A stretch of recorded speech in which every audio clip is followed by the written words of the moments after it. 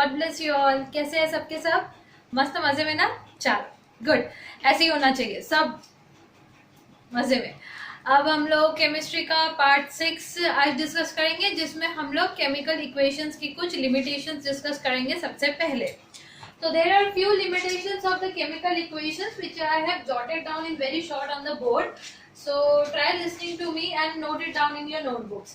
So first एक यहाँ पे इक्वेशन लिख रखी है, सिंपल केमिकल इक्वेशन आपका सिंबल फॉर्म में। तरीका क्या होता है केमिकल इक्वेशन लिखने का? पहले तो उसका वर्ड सेंटेंस फॉर्मेट समझो, फिर उसका वर्ड इक्वेशन बनाओ, फिर उससे आप सिंबल इक्वेशन तैयार कर सकते हैं। CaCO3 gives CaO plus CO2, ये एक सिंबल इक्वेशन है जिसमें carbon calcium carbonate is breaking down into CaCO and CO2 gas. तो इसमें से आपको क्या ड्रॉबैक लगता है? क्या ये सेटिस्फैक्टरी कंडीशन है? क्या ये एक केमिकल इक्वेशन अपने आप में कंप्लीट इक्वेशन है जो कंप्लीट इंफॉर्मेशन दे रही है लाइमस्टोन के डिकम्पोजिशन के बारे में? अगर मैं आपको पूछूं कि फिजिकल स्टेट्स क्या है रिएक्टेंट्स के और प्रोडक्ट्स के, क्या आप मुझे बता सकते हो सिंपल ये वर्ड इक्वेशन देख के? बिल्कुल भी नहीं, right? So this is our first limitation, first drawback of a simple word equation, that we don't get any information about the physical states of reactants और products. So how to rectify this mistake or this limitation? By writing the physical states. Okay, तो physical states कैसे लिखते हैं आप? Solid अगर physical state होता है तो आप बेस पे लिखते हो कंपाउंड के इन ब्रैकेट एस. ओके, अगर आपका फिजिकल स्टेट लिक्विड होता है तो आप लिखते हो एल. अगर आपका फिजिकल स्टेट गैसियस है तो आप लिखते हो जी इन ब्रैकेट, राइट? या फिर आप अपवर्ड एरो भी यूज कर सकते हो. नेक्स्ट, अगर आपका कोई भी कंपाउंड, कोई भी सॉल्ट वाटर में डिसॉल्व है और उसका सॉल्यूशन आप यूज कर रहे हो, ठीक है, एक्वस सॉल्यूशन, ठीक है, पानी में अगर कोई चीज डिसॉल्व है तो उसको हम बोलते हैं एक्वस सॉल्यूशन, तो आप यूज करते हो AQ. क्या यूज करते हो? AQ. याद रहे, आप वाटर के लिए अकेला H2O है तो आप लिक्विड L लिखोगे. बाकी सब चीजों के लिए अगर पानी में डिसॉल्व कुछ है तो एक्वस लिखोगे. सारे ही मेटल्स के लिए आप सॉलिड लिखोगे एक्सेप्ट फॉर मर्क्यूरी, Hg आप L लिखोगे. सारे ही ऑक्साइड्स, कार्बोनेट्स और सल्फेट्स जनरली हमारे पास सॉलिड फॉर्म में रहेंगे. सिर्फ एसिडिक सल्फेट्स और एसिडिक कार्बोनेट्स जो है वो हमारे लिक्विड फॉर्म में या एक्वस फॉर्म में रहेंगे. बेसिकली HCl को हम पानी में डिसॉल्व करके यूज करते हैं एक्वस फॉर्म में, डाइल्यूट फॉर्म में, या फिर H2SO4 भी रहा तो एक्वस फॉर्म में. लेकिन H के जगह वहां पे कोई मेटल है CaCO3, CaSO4 या फिर Na2SO4, तो ये सारा का सारा सिंपल सॉल्ट जो है ये सॉलिड फॉर्म में होते हैं अगर ये अकेले हैं. अगर हमारा दो कंपाउंड्स है रिएक्टेंट्स में तो हम क्या करने वाले हैं? Displacement kind of reaction. अगर आपको थोड़ा आइडिया हो इस चीज का तो सॉल्यूशन फॉर्म में रहेगी चीजें, ठीक है, तो सॉल्यूशन फॉर्म में रहती है तो फिर एक्वस. गिवन इक्वेशन जो है यहाँ पे मेरा calcium carbonate limestone solid form में है, कैल्शियम ऑक्साइड क्विक लाइम जो है वो सॉलिड फॉर्म में है, CO2 गैसियस फॉर्म में, अपवर्ड एरो. वैसे अगर आपको कोई प्रेसिपिटेट मिलता है इनसॉल्युबल तो आप उसको डाउनवर्ड एरो से शो करते हो, राइट? प्रेसिपिटेट, या फिर आप सिंपली सॉलिड भी लिख देते हो प्रोडक्ट साइड पे. तो ये चार नोटेशंस आपको याद रहने चाहिए: aqua, solid, liquid, gas and precipitation. पांच symbols. I am telling you the limitation and rectification. तो आप लिमिटेशन लिखो, रेमेडी लिखो, लिमिटेशन लिखो, रेमेडी लिखो, ठीक है. सेकेंड लिमिटेशन क्या है? No information about concentration is given. अब मेरा कोई एसिड रिएक्ट कर रहा है, सपोज मैंने HCl रिएक्ट करवाया है Na मेटल के साथ, ओके. अब मुझे नहीं पता है कि HCl प्योर फॉर्म में है, मतलब कि हाईली कॉन्सेंट्रेटेड है, या फिर पानी में डिसॉल्व करके डाइल्यूट फॉर्म में है. यहाँ पे क्या मिलता है मुझे? NaCl प्लस H2 गैस मिलती है, राइट? ओके, सो हम लोग को बैलेंस करके मैंने इक्वेशन लिखा है. अब फिजिकल स्टेट लिखना जरूरी है. सॉलिड है क्योंकि सोडियम मेटल है तो वो सॉलिड फॉर्म में रहेगा. HCl जो है ये, अब इसका थोड़ा सा हम रोक देते इस चीज को, NaCl पे जाते हैं. अब आपको पता है कि HCl एसिड है तो ऑब्वियसली लिक्विड फॉर्म में रहेगा. लिक्विड में अगर सोडियम डाल के कोई सॉल्ट बन रहा है तो पानी में घुला हुआ है, अकेला सॉलिड में नहीं मिलेगा. तो NaCl सॉल्ट है, फिर भी आपको क्या लिखना है? AQ एक्वा सॉल्यूशन, और H2 गैस मिल रहा है, अपवर्ड एरो या फिर G. अब HCl की बात रही यहाँ पे, तो HCl ऑब्वियसली पानी में डिसॉल्व रहेगा, तो आप या तो एक्वस लिख दो यहाँ चलेगा, या फिर आप उसका कॉन्सेंट्रेशन बता दो वो डाइल्यूट है या कॉन्सेंट्रेटेड है। सो यहाँ पे हम एसिड यूज करते हैं डाइल्यूट फॉर्म में। तो आपको एरो उस कंपाउंड के नीचे मेंशन करना पड़ता है डाइल्यूट, ठीक है, dilute. This is the remedy.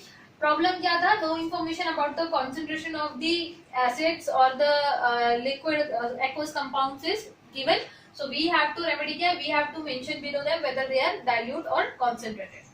Third limitation is no information about speed of reaction or sense of timing is given, so we cannot determine कि reaction जो है वो 1 घंटे में हो रहा है, 2 घंटे में हो रहा है या fraction of seconds में हो रहा है।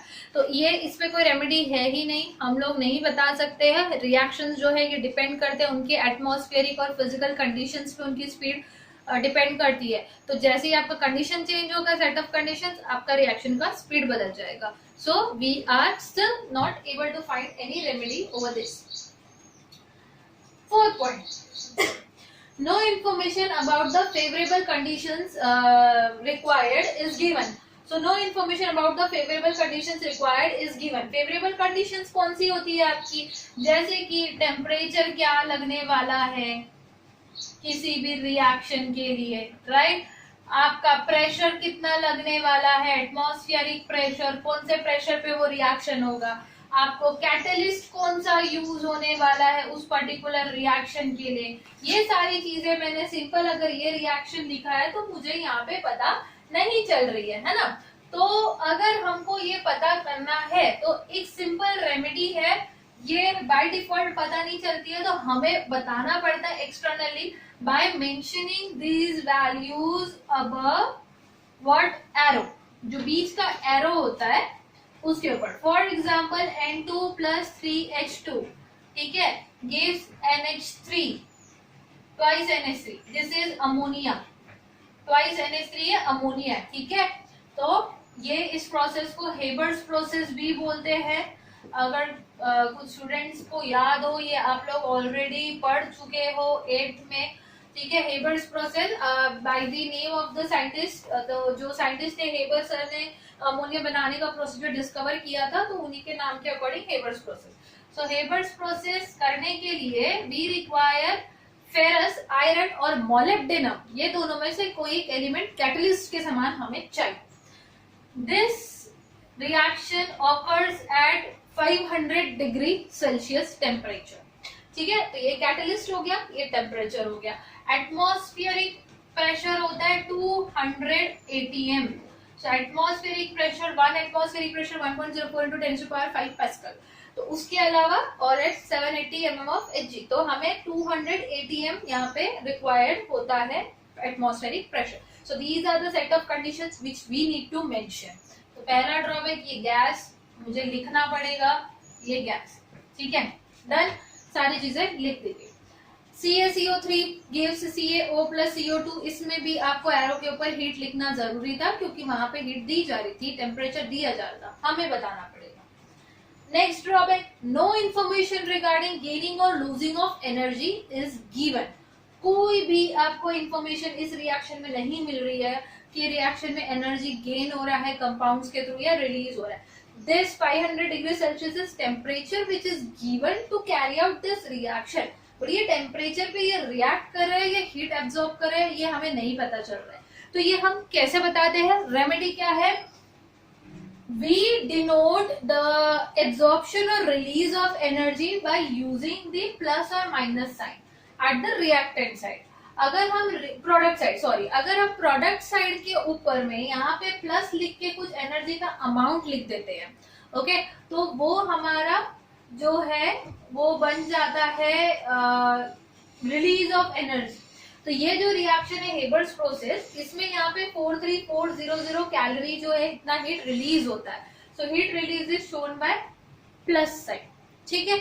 वैसे कोई रिएक्शन होगा जिसमें हीट एब्जॉर्ब होगा तो हम उसको माइनस साइन से डिनोट करते हैं, जिसका अर्थ होता है कि हीट एब्जॉर्ब हुआ, मतलब उस कंपाउंड का जिस कंटेनर में वो कंपाउंड रखा है वो कंटेनर से हीट चोरी करने वाला है कंपाउंड, और कंटेनर का टेम्परेचर कम होगा, कंटेनर ठंडा होगा।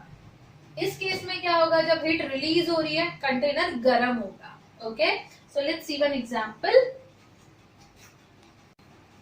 So here is a reaction N2 plus O2 gives twice NO, और ये रिएक्शन जिसमें नाइट्रस ऑक्साइड फॉर्म हो रहा है, इसमें हीट जो है आपका रिलीज होता है 43200 कैलोरी.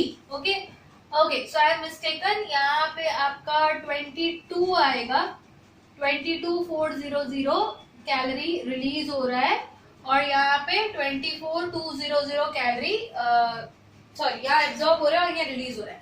तो आपका N2 plus O2 gives 2NO minus 2400 calorie means minus मतलब इतना हीट क्या हो रहा है, एब्जॉर्ब हो रहा है. तो आपका कंटेनर में से हीट लॉस होने वाला है, सराउंडिंग से हीट लॉस होने वाला है, इसीलिए हीट लॉस मतलब माइनस से शो किया है. यहाँ पे हीट जनरेट हो रहा है, सराउंडिंग में हीट क्रिएट होगा, इसलिए यहाँ प्लस साइन से डिनोट किया है. ठीक है, सो दिस इज अ रिएक्शन जहां पे हमें फिजिकल स्टेट्स लिखना पड़ेगा, तभी ये इक्वेशन जो है ये कंप्लीट इंफॉर्मेशन देगा कि आपका गैसियस नाइट्रोजन गैस जो है ऑक्सीजन गैस से कंबाइन होता है to form nitrous oxide gas by the absorption of 2400 calorie of heat. Clear.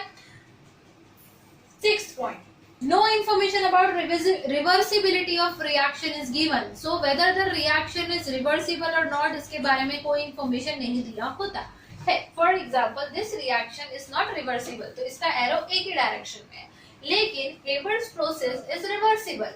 ठीक है, या फिर सपोज यही रिएक्शन रिवर्सिबल होता तो हम उसको इस तरीके से डिनोट करते, हाफ एरो उधर हाफ एरो इधर. ठीक है, इस तरीके से. So this shows that A plus B gives C plus D after reaction. तो एक बारी रिएक्शन हो गया, ये थे हमारे रिएक्टेंट, अब ये बन गए हमारे प्रोडक्ट. जब जैसे ही प्रोडक्ट तैयार हुए तो प्रोडक्ट अब बन गया है हमारा नया रिएक्टेंट. अब ये दोनों रिएक्ट होके वापस ये चीज देने वाले हमें एज अ प्रोडक्ट. तो कंडीशन क्या हो रही है, continuously reactant product product reactant reactant product product reactant. So ये वाला जो रिएक्शन है जो रिवर्सिबल होता है, ये हमेशा डायनेमिक इक्विलिब्रियम में रहेगा. मतलब जितना जितना आपका रिएक्टेंट खर्च होते जाएगा उतना उतना आपका प्रोडक्ट बनते जाएगा. और ये जो नया प्रोडक्ट बना है यही नया रिएक्टेंट भी है. तो कभी रिएक्टेंट गायब हुआ क्या, नहीं. कभी प्रोडक्ट गायब होगा क्या, नहीं. प्रोडक्ट भी है रिएक्टेंट भी है, उस रिएक्टेंट के लिए ये प्रोडक्ट है. करेक्ट. तो आपका ये डायनेमिक इक्विलिब्रियम में चल रहा है. यहाँ ऐसा नहीं होगा, इरिवर्सिबल रिएक्शन में वन वे रिएक्शन है, रिएक्टेंट खत्म प्रोडक्ट बन गया, रिएक्शन स्टॉप. ठीक है. Okay, so this is the way, this is the remedy reversibility बताने के लिए. Last important point is that limitation क्या है हमारा, no information about the precautions required during the reaction are given. So कोई reaction कर रहे हो आप केमिस्ट्री के लैब में, उसमें क्या प्रिकॉशंस लेने हैं आपको नहीं पता है, तो आप कुछ भी प्रॉब्लम क्रिएट कर सकते हो, आग लग सकती है, कुछ भी पॉइजनस गैस निकल सकता है जो आप इनहेल कर सकते हो, कुछ भी इशू हो सकता है. सो इस बारे में कुछ भी इंफॉर्मेशन हमें एक सिंपल सिंबॉलिक इक्वेशन से नहीं मिलता है. So this is a drawback, and this drawback can only be removed by theoretically presenting the precautions required. हम उस word equation उस symbol equation में कुछ भी extra add on नहीं कर सकते जिससे हमें precautions के बारे में पता चले. So these are the 7 limitations of a chemical equation. Now let's move towards the construction of the chemical formula of few important compounds.